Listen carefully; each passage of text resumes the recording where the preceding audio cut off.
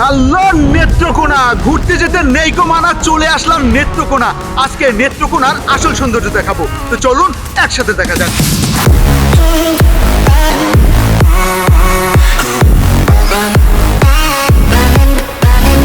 আজকের এই ভিডিওতে নেত্রকোনার সমস্ত সৌন্দর্য আপনাকে দেখাবো এবং কমপ্লিট একটি ভ্রমণ গাইডলাইন দিব। তো চলুন ভিডিও শুরু করা যাক। Hello guys, it's me Laxu and welcome to my blog Netrokona. Netrokona বাংলাদেশের মধ্যাঞ্চলে ময়মনসিংহ বিভাগের একটি প্রশাসনিক এলাকা। এই জেলার উত্তরে ভারতের মেঘালয়, দক্ষিণে কিশোরগঞ্জ জেলা, পূর্বে সুনামগঞ্জ জেলা এবং পশ্চিমে ময়মনসিংহ জেলা। পাগলপন্থী বিদ্রোহ দমন করার উদ্দেশ্যে সপ্তদশ শতকের শেষের ভাগে ইংরেজ সরকার নাটেরকোনা নামক স্থানে প্রশাসনিক কেন্দ্র স্থাপন করেছিল। নাটেরকোনা গ্রামটির অবস্থান নেত্রকোনা জেলা শহরের উত্তরে।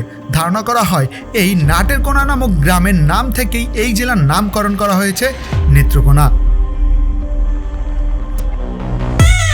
যারা ট্রাভেলিং টাইমে ট্রাভেলিং টি শার্ট পরতে চান কিংবা ট্রাভেল রিলেটেড সমস্ত গেজেট যেমন হ্যামক, ব্যাগ, হ্যান্ড স্লিপ কিংবা ট্রাভেল টি শার্ট নিতে চান, তারা এখনই লাক্সু পয়েন্ট ফেসবুক পেজ থেকে নিতে পারেন। কারণ লাক্সু পয়েন্ট ফেসবুক পেজে আপনি ট্রাভেল রিলেটেড সমস্ত গেজেট পেয়ে যাবেন। আর আপনি চাইলে স্ক্রিনে দেখানো নাম্বারে কল করে এখনই অর্ডার করতে পারেন।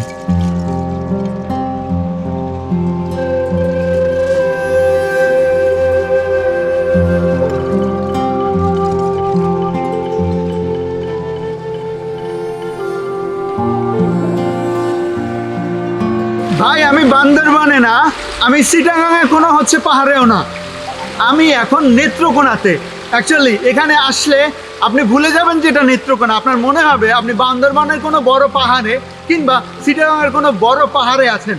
সত্যি কথা বলতে এখানে না আসলে আমি বুঝতে পারতাম না যে না, নেত্রকোনাতেও এত সুন্দর পাহাড় আছে এবং এত সুন্দর ঝিরিপথ আছে। অ্যাকচুয়ালি এই ঝিরিপথ আপনি যত যাবেন ততই পাবেন, কারণ এই ঝিরিপথের শেষে হয়েছে বর্ডার এবং বর্ডারে ওখানে আমি ড্রোন শ্যুট করে দেখতে পাচ্ছিলাম যে ওখানে একটা রাস্তাও রয়েছে। অ্যান্ড এটা শেষ, এই যে ঝিরিপথ, এর হচ্ছে যে ঝর্ণা হচ্ছে ভারতের মধ্যে। সো ঝর্ণাটা দেখা হলো না বা ঝর্ণাটা আমরা দেখতে পারবো না, বাট এই ঝিরিপথে আসলে আপনার মনে হবে যে আপনি বান্দরবানে বা আপনি চিটাগাঙের কোনো পাহাড় জয় করতে যাচ্ছেন বা কোনো ঝর্ণা দেখতে যাচ্ছেন। পাঁচগাঁয়ের মেইন রাস্তা থেকে নেমে 10 মিনিট হাঁটলেই আপনি একটি দোকান পেয়ে যাবেন। আপনার যদি বাইক থাকে তাহলে আপনি এই দোকান পর্যন্ত বাইক নিয়েও আসতে পারবেন। মেইন রাস্তা থেকে একটা ব্রিজ ক্যাম্প পারিয়া সামনে একটা ব্রিজ পরে মসজিদ পরে, মসজিদের পরেই দিয়া উত্তর। মসজিদের নাম কি নাম জানেন? সিংকারা মসজিদ বলে। সিংকারা মসজিদের পাশ থেকে ব্রিজের ডাল দিয়ে নামতে হবে, সাইড দিয়ে নামতে হবে। এখানে হাঁটার শুরুতেই আপনি ঝিরিপথ পেয়ে যাবেন এবং ঝিরিপথ ধরে হাঁটতে খুবই ভালো লাগবে। এখানকার ঝিরিপথ থেকে এখানকার মানুষেরা পানি সংগ্রহ করে। যতই যেতে থাকবেন মনে হবে আপনি বান্দরবানের কোনো গহীন ঝর্ণা দেখতে যাচ্ছেন। আসলে জায়গাটি বেশ সুন্দর এবং এই বড় বড় পাথর এবং পানির কারণে জায়গাটিকে আরো বেশি সুন্দর লাগে। এখানে অনেকেই আছে, অনেকেই এসে মজা করে, অ্যান্ড আমরাও করেছি। অ্যান্ড এর যে শীতল পানিতে পা ভিজিয়েছি, হাত ভিজিয়েছি, মানে একটু ফ্রেশ হয়েছি, অনেকে গোসল করে। সো আপনারা যদি আসেন নেত্রকোনাতে, অ্যান্ড অবশ্যই এই কলমাকান্দার পাঁচগাঁও আসবেন এবং এই সুন্দর পাহাড় দেখবেন। সো এখন আমরা যাব চন্দ্রডিঙা। ওখানে নাকি 4 সওদাগরের নৌকা ডুবেছিল, ওখানে যাবো। অ্যান্ড ওই জায়গায় নাকি খুবই সুন্দর একটা বটগাছ আছে। তারপরে আরেকটা ঝর্ণা আছে, সে ঝর্ণাও দেখে আসবো। তো চলুন এখন চন্দ্রডিঙে যাওয়া যাক।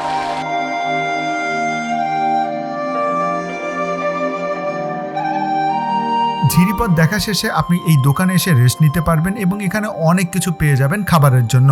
এখান থেকে মাত্র 5 মিনিট হাঁটলে আপনি পেয়ে যাবেন চন্দ্রডিঙা নামে একটি জায়গা, যেখানে আপনি একটি বট গাছ দেখতে পারবেন। এখানে নাকি 4 সওদাগরের নৌকা ডুবেছিল, তাই এর নাম দেওয়া হয়েছে চন্দ্রডিঙা। এই জায়গাটা দেখা শেষ করে এখান থেকে মাত্র 5 মিনিট হাঁটলেই আপনি পেয়ে যাবেন 2টি ছোট ছোট ঝর্ণা। আমার পিছনে 2টি ঝর্ণা আছে।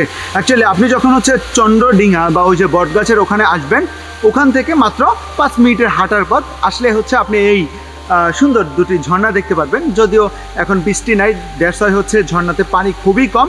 তারপরে এখানে যদি আসেন আপনার মন ভালো হয়ে যাবে, কারণ এই ঝর্ণার পানিতে বা ঠান্ডা পানিতে যদি আপনি হাত পা ভিজান বা একটু গোসল করেন, তাহলে কিন্তু অন্য লেভেলে একটা ভালো লাগে কাজ করবে। আপনি একেবারে এই সোজা চলে যাবেন, সোজা চলে গেলে মোটামুটি একটা বড় ঝর্ণা দেখতে পারবেন। আর এই পাশে তার থেকে আরেকটু ছোট, বাট ঝর্ণা দুটি ছোটোর মধ্যেও খুবই সুন্দর দেখতে। অবশ্যই যারা এই চন্দ্রডিঙা দেখতে আসবেন তারা অবশ্যই এসে এখানে এই ঝর্ণা দুটিকে দেখে যাবেন। ঝর্ণা দেখা শেষ করে এখান থেকে বের হয়ে আপনি চলে যাবেন এখান থেকে 20 কিলোমিটার দূরে 7 শহীদের মাজারে। আর যেতে যেতে এত সুন্দর ভিউ পাবেন যেটি দেখলে আপনার মন এমনিই ভালো হয়ে যাবে। বর্তমানে আমি এখন আছি 7 শহীদের মাজার বলা হয় এটাকে। এখানে আসলে আপনি 7 জন বীর মুক্তিযোদ্ধার সমাধি দেখতে পাবেন এবং 7 জন বীর মুক্তিযোদ্ধার মধ্যে 5 জনই হচ্ছে মুসলমান এবং 2 জন হচ্ছে হিন্দু। তো 5 জনকে আলাদাভাবে হচ্ছে সমাহিত করা হয়েছে এবং হিন্দু 2 জনকে আবার আলাদাভাবে হচ্ছে সমাহিত করা হয়েছে। আর পাশেই রয়েছে আপনার গণেশ্বরী নদী এবং নদীর ওপারেই রয়েছে হচ্ছে ইন্ডিয়া। মানে এখানে আসলে আপনি ইন্ডিয়ার বর্ডারও দেখতে পারবেন।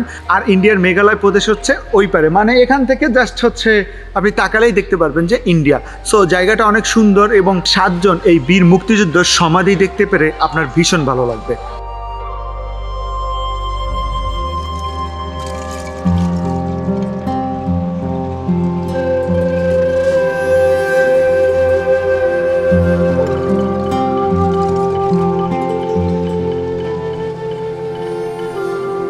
বর্তমানে আমি খুবই সুন্দর একটি জায়গায় আছি, নেত্রকোনার অন্যতম সুন্দর একটি জায়গা।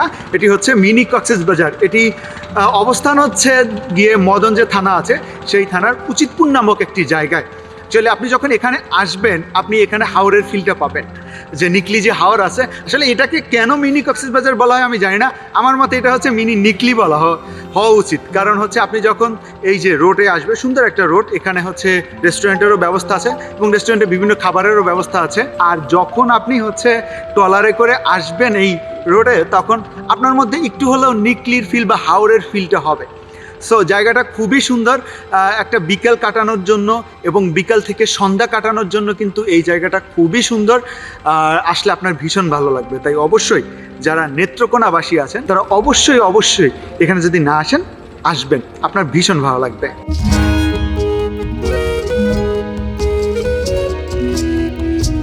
আপনি নেত্রকোনার মধ্যে অনেক সুন্দর সুন্দর এভাবে রাস্তা পেয়ে যাবেন, যে রাস্তাগুলো আপনার মন কেড়ে নিবে। সত্যি নেত্রকোনা আসলে আপনি নিকলির একটা ফিল পাবেন। আর কলমাকান্দা থেকে নেত্রকোনা যাওয়ার পথে যে রাস্তাটা, এই রাস্তাটা আপনার মন কেড়ে নিবে। সত্যি মনে হবে আপনি নিকলিতে চলে আসছেন।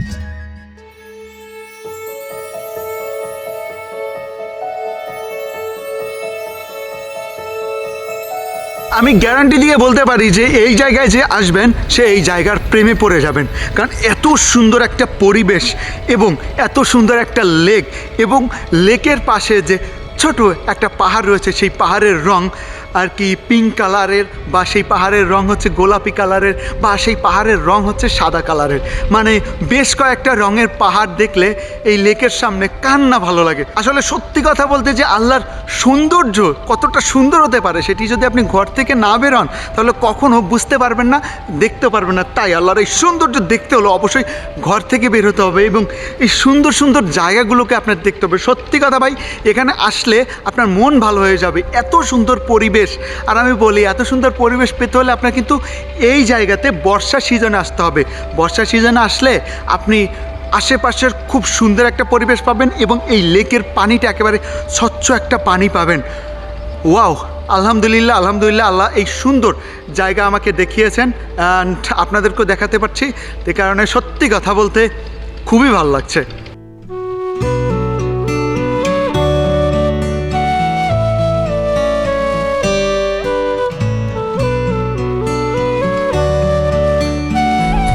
এখন আমি আছি হচ্ছে গুচ্ছ গ্রামে। অ্যাকচুয়ালি এই গুচ্ছ গ্রামে দুটি সম্প্রদায় থাকে, গারো আর একটা যেন কি, তো প্রায় 300 থেকে 350 হচ্ছে ঘর এখানে থাকে। আপনি এখানে আসলে এদের বাচ্চাদের সাথে খেলা করতে পারবেন, সাথে গল্প করতে পারবেন, কিন্তু এরা ভিডিও করাটা তেমন একটা পছন্দ করে না। সো আমি এদের বাচ্চাদের সাথে দুষ্টুমি করছি, গল্প করছি। সো একবার যেহেতু নিষেধ করছে যে ভাই ভিডিও করেন না, দ্যাটস ওয়াই আর ভিডিও করি না। সো তাদের সাথে গল্প করতে ভালোই লাগবে, মজাই লাগবে।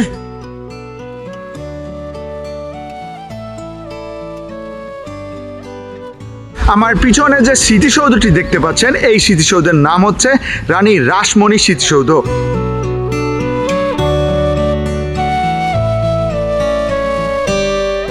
রাসমণি হাজং ছিল টঙ্ক এবং কৃষক আন্দোলনের অন্যতম সাহসী একজন নেত্রী এবং তার সাহসের পরিচয় দিতে গিয়ে তাকে জীবন দিতে হয় তার সহচরদের সাথে। তার এই স্মৃতিকে স্মরণ করে রাখার জন্য এই স্মৃতিসৌধটি নির্মাণ করা হয়েছে।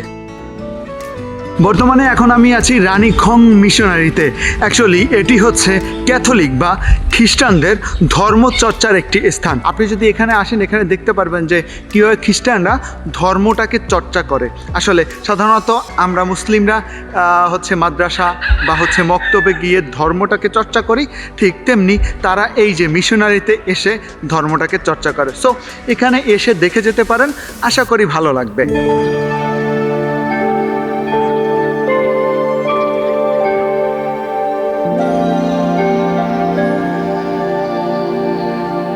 বর্তমানে আমি খুবই সুন্দর একটি জায়গায় আছি। আমার হাতের এক পাশে হচ্ছে ভারত আর আরেক পাশে হচ্ছে বাংলাদেশ।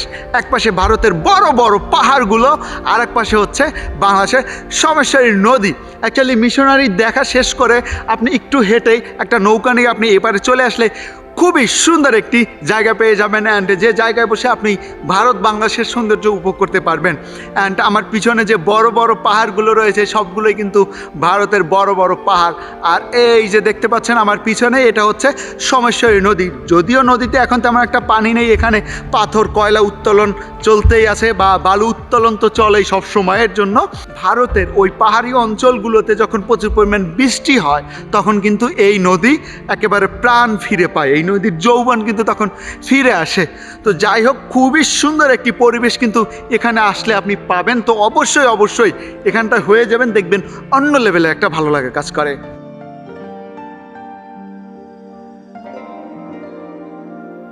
বর্তমানে আমি খুব সুন্দর একটি জায়গায় আছি। এই জায়গাটি হচ্ছে কমলা বাগান। যদি এখানে কমলা বাগান নেই বা কমলাও নেই, কিন্তু এই জায়গাটা সবার কাছে খুবই পরিচিত, কারণ এই জায়গাটা অন্যান্য জায়গার থেকে খুবই একটা উঁচু, অ্যান্ড এখানে একটা ওয়াচ টাওয়ার আছে। আর উঁচু থাকার কারণে আপনি এখানে ইন্ডিয়ান যে পাহাড়গুলো আছে ওই পাহাড়গুলোকে দেখতে পারবেন, অ্যান্ড সতেজ একটা বাতাস কিন্তু আপনি এখানে পাবেন।